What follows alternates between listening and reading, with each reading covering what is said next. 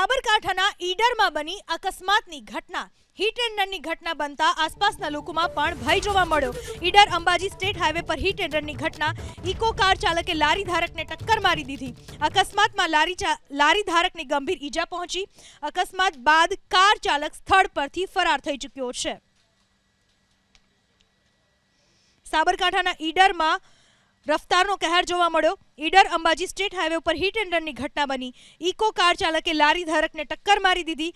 અકસ્માતમાં લારી ધારકને ગંભીર રીતે ઈજા પહોંચી છે અને ટક્કર માર્યા બાદ કાર ચાલક ઘટના સ્થળેથી ફરાર થઈ ગયો. અકસ્માત બાદ કાર ચાલક સ્થળ પરથી ફરાર થઈ ચૂક્યો છે.